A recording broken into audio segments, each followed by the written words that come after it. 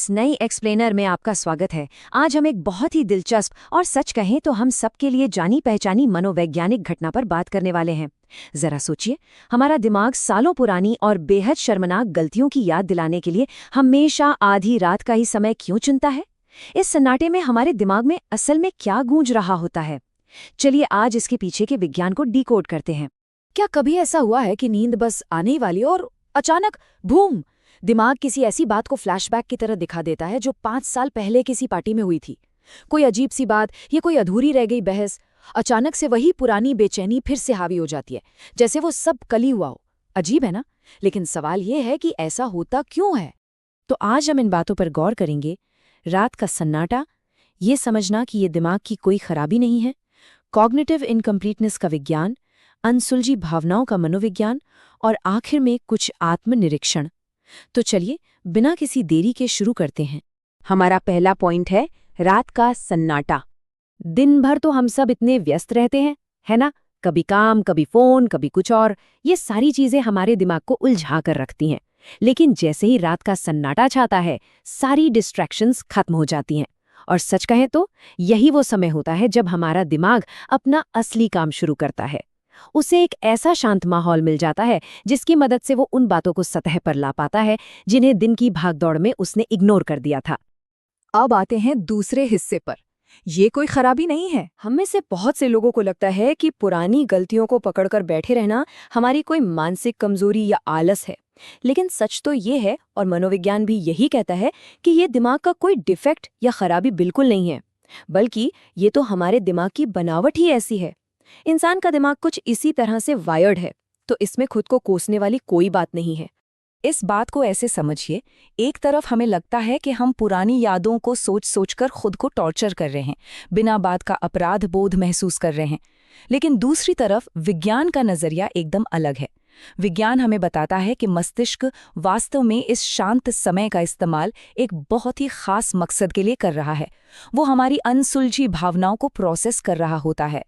चलिए अब तीसरे पॉइंट की तरफ बढ़ते हैं, कॉग्निटिव इनकम्प्लीटनेस का विज्ञान। किसी पुरानी घटना का हमारे दिमाग में बार बार एक लूप की तरह चलना। मनोविज्ञान में इस प्रक्रिया को रूमिनेशन यानी रूमिनेशन कहा जाता है। ये कोई फालतू का ओवरथिंकिंग नहीं है, बल्कि इसका एक बहुत ही स्पष्ट मनोवैज्ञानिक उद्देश्य है। असल में ये अनसुलझी भावनाओं को सुलझाने के लिए हमारे मस्तिष्क का एक बहुत ही जरूरी टूल है। अब रूमिनेशन के पीछे सबसे बड़ा कारण क्या है? वो है कॉग्निटिव इनकम्प्लीटनेस। आसान शब्दों में कहें तो ये एक तरह का मनोवैज्ञानिक तनाव है। देखिए, हमारा दिमाग अधूरे कामों या लटकी हुई बातों को बिल्कुल बर्दाश्त नहीं कर पाता। उसे हर कहानी, हर अधूरी बातचीत का एक क्लोजर या अंत चाहिए होता है, किसी भी कीमत पर। अगर हम इसके पीछे की न्यूरोसाइंस को समझे तो होता क्या है कि दिन के समय हमारा कॉग्निटिव लोड इतना ज्यादा होता है कि हमारी कॉग्निटिव फ्लेक्सिबिलिटी कम हो जाती है। नतीजा, डोपामाइन का रिलीज होना तब तक के लिए टल जाता है जब तक कि रात में इन अधूरे मनोवैज्ञानिक लूप्स को पूरी तरह से सुलझा नहीं लिया जाता। यानी दिमाग को उसका सुकून या इनाम तभी मिलता है जब वो इन पुरानी उलझनों को सुलझा लेता है। आगे बढ़ते हैं चौथे भाग पर, अनसुलझी भावनाओं का मनोविज्ञान। ये पूरी प्रक्रिया एक बहुत ही लॉजिकल सीक्वेंस में चलती है। पहला स्टेप, दिन खत्म, सारी डिस्ट्रैक्शंस खत्म। दूसरा स्टेप, जो यादें हम दबाकर रखते हैं वो अचानक सतह पर आ जाती हैं। और फिर तीसरा और सबसे अहम स्टेप, हमारा दिमाग तुरंत उस इमोशनल क्लोजर को ढूंढने में लग जाता है जो शायद 5 साल पहले हमें मिल ही नहीं पाया था। ये पूरा सिस्टम कितनी सटीकता से काम करता है ना? और अब हम अपने आखिरी पॉइंट पर आते हैं, आत्मनिरीक्षण और निष्कर्ष। अपने दिमाग की इस बनावट को समझ लेना ही असल में अपने मन के साथ शांति बनाने का पहला कदम है। जब हमें ये समझ आ जाता है कि हमारा दिमाग हमें परेशान नहीं कर रहा, बल्कि सिर्फ खुद को हील करने और चीज़ों को व्यवस्थित करने की कोशिश कर रहा है, तो हमारा सारा अपराधबोध खत्म हो जाता है।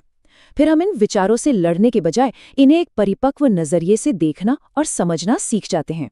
ये पूरा विश्लेषण इस बात का एक बेहतरीन उदाहरण है कि आखिर क्यों मन की कार्यप्रणाली को समझना दुनिया भर के दर्शकों को इतना ज़्यादा आकर्षित करता है। इसलिए अगर रोजमर्रा के मानवीय व्यवहार के पीछे के इस गहरे छिपे हुए मनोविज्ञान को समझना दिलचस्प लगता है, तो सबकॉन्शियस माइंड चैनल को आज ही सब्सक्राइब करना एक बेहतरीन कदम होगा।